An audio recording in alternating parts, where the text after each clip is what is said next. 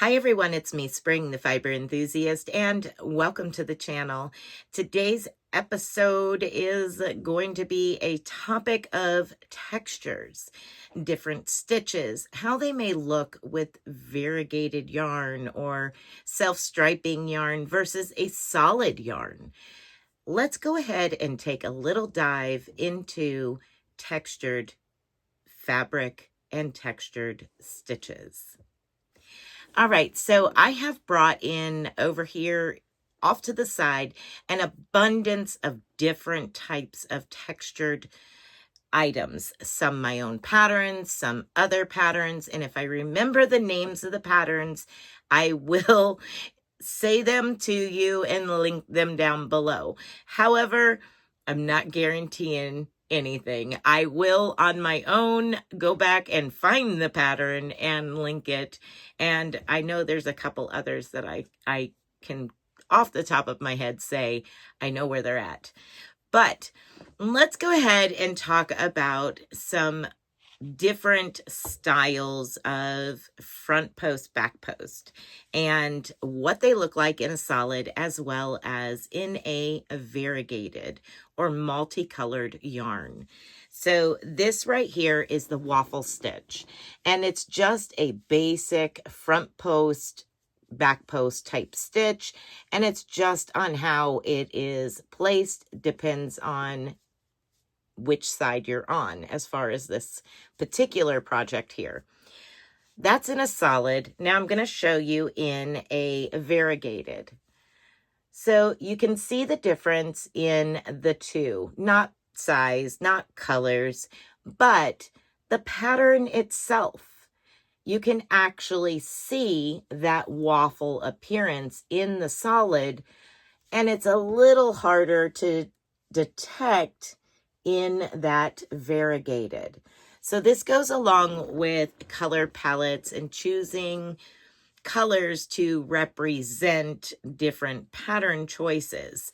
So this is one that looks better in a solid or self-striping where you get big color blocks, or changing it yourself. So there it is. You can see it a little bit when I get it up close and personal, but from a distance, you really can't tell what that is. But this is an extremely awesome texture, and this is in cotton. Both of these are in cotton, and I did them so that way they work great for hot pads, and they work great as coasters for coffee cups. And yeah, I really like these to use for those items on the table or on a coffee table type situation. You can also use it to make washcloths. The texture of it is really cool for washcloths. All right, another example that I have, and this is just a really cool looking, you could use it as a hot pad or a design wall hanging type thing in the kitchen, just because of the stitches here. Now, these stitches are popcorn stitches, and they give a really cool texture, lots of texture. So this is it in a solid. And now I'm going to show you the same exact pattern, same exact thing in a variegated. So here you see it is totally different looking because those popcorn stitches are really, really hard to make out as far as just looking at it from a distance. So there's some examples there of how choosing color palettes to suit your yarn can affect the way that the outcome of it is. So if I took and I did the center here, all of these puff stitches in a bright yellow or dark brown, and I changed the color palette as I went out, it would look like a flower in the center of this square. So this is a really cool pattern. Again, some of these I won't know where they came from, but I made them at some point in time a while back, and yeah, I just have them around. All right, so next I want to show these were Puff the Magic mitts, and I made it because I made the name of it because of the puff stitches on it. Not really, these weren't really like puff stitches. They were front post puff stitches. Let's do it that way. So this was really, really cool. Lots of texture, lots of stretch. But with this variegated yarn, it's so subtle that the changes don't disrupt the pattern. So there you have that. Now, this is my own pattern. I will link it down below. I do know which pattern this was. So Puff the Magic mitts. These were a fun work up in crochet. This is worked different, it's worked back and forth this way, and then you connect and then work up. And the actual thumbs are separate from the finger section. And it has a little bit of a thumb there. So your thumb has some coverage too. It's not just sticking out the side here and nothing to cover it. So there you go. There's that example of squishy, lots of texture all the way around. These are amazing for those who love to play with texture because, oh my gosh, there is just so much texture on the front. Squishy, squishy. All right. So now I'm going to show you a couple of cowls. And these are my designs as well. But to show you, I've got this particular one actually has two colors that I can show you the difference between deep color versus lighter color. So here we have the deep, deep color and the pattern. This was a fun make. Now I'm going to turn it over so that way you can see the same pattern, but in a lighter color. So here we go. Here is the same exact pattern, but in this lighter color. And this is just a bandana shaped cowl. This is my favorite way to make them, where they cross over and you can get yourself a nice little collar as well. Let's see if I can get that. Here we go. Of course, it looks better on the mannequin and all that stuff. But at any rate, there we go. That is another example of textured stitches in two different colors, and they're solid colors.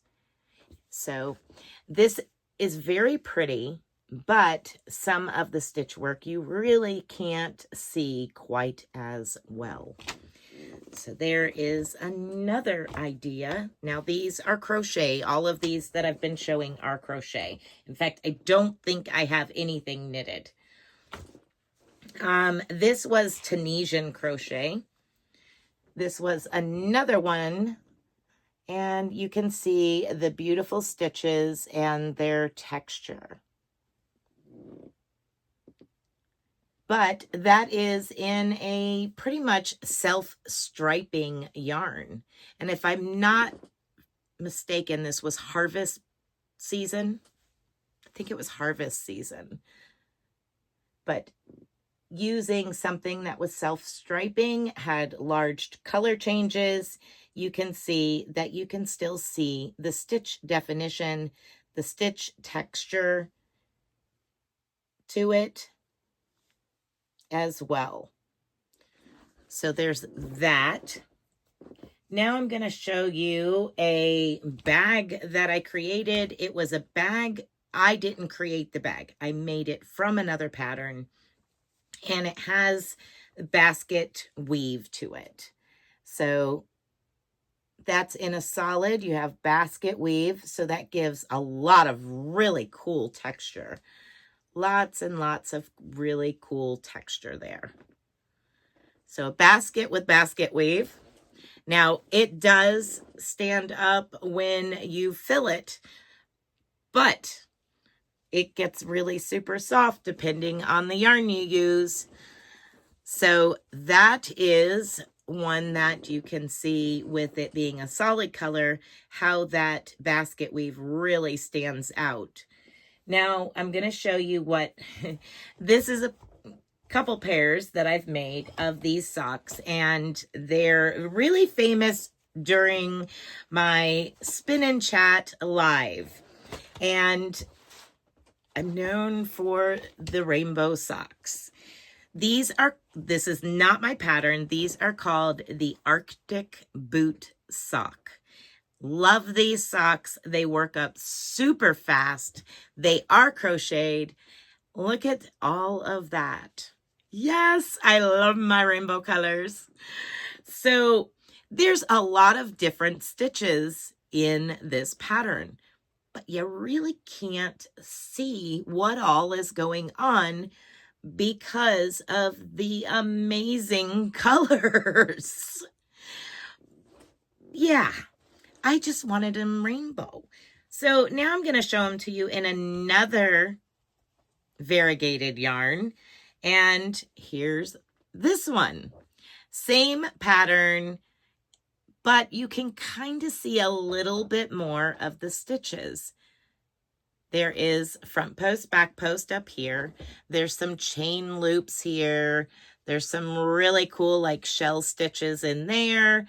Some more chain and also front post there. And then some single crochets, half double crochets. So again, you can see that if this was a solid, you would be able to see those stitches a whole lot better.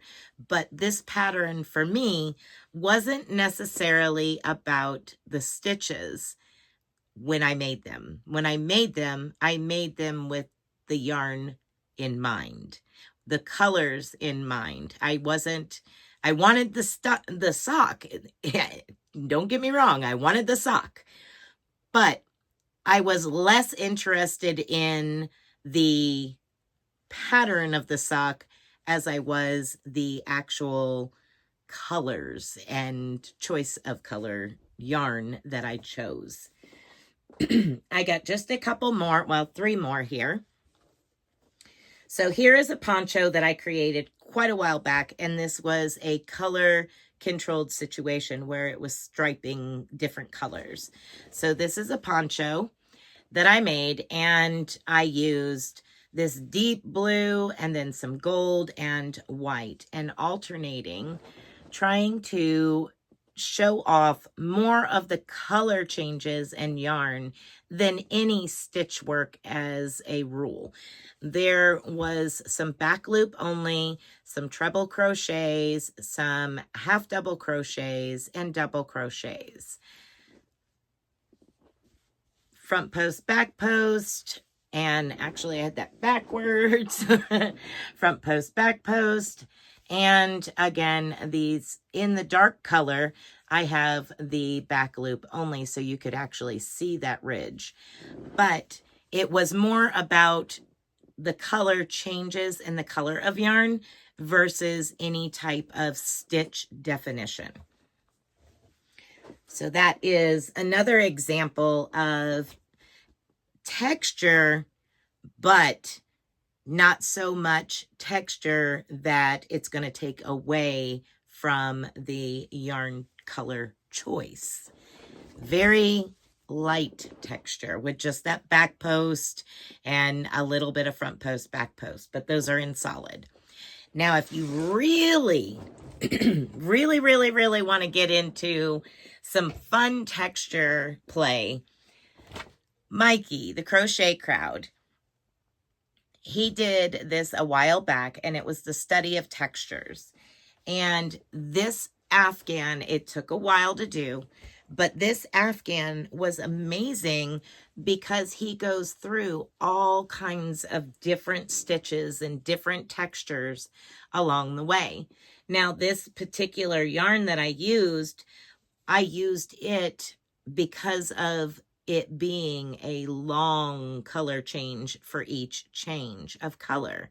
It's an ombre, a red heart ombre, I believe. But from the center out, lots of fun textures, but you can see the stitches because of the big sections of color.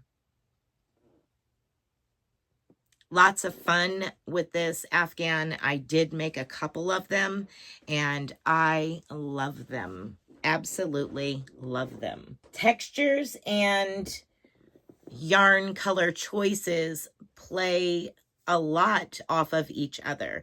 There might be some stitches that you really want to show that stitch. You're not going to get the stitch definition, the texture of it, the visual appearance of it in a really busy yarn. You're showing off that busy yarn instead of the stitch itself. But that's okay. If that's something that you want to do, like I did with these boot socks, do it. Absolutely do it. There is no rule saying that you cannot do whatever. If that's what you want and you want it to be busy, go for it. If you want to show off the yarn and not the stitch, go for it. There's nothing wrong with that. But I'm just trying to help here for those that are questioning their choices of colors for a upcoming project. When you're working it out, think about the stitches that are going to be used, and that'll give you an idea as to whether or not you want something that's got long color changes, you want to color control it, or you want something busy, however you choose. So that was the topic today, was going to be on texture.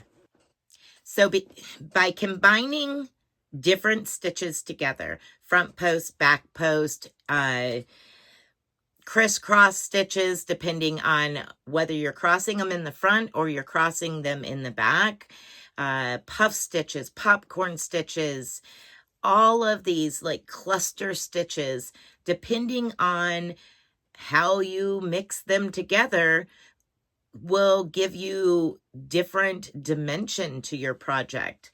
Like this, for instance, it gives you that basket weave appearance because of the depth of using those back post and front post. Or it could be something as simple as, you know, using puff stitches and front post them and getting that extra texture. Let me know down in the comments section, what are your go-to stitches for texture? And do you like textured projects, or do you like the simple, just flat stitches that have a lot of design to them, but there isn't depth to them? There isn't a lot of different texture to them. Let me know down in the comments section what you thought of this video. Is this something that you have been interested in, along with the other videos that I have been doing that have been going over color palettes and how to pick a yarn for a project or a project for a yarn? Things like that. I have a few other videos going, and I'm just curious, what do you think of these videos? Let me know down in the comments section. And from me to you, be blessed, be a blessing. And until next time, bye for now.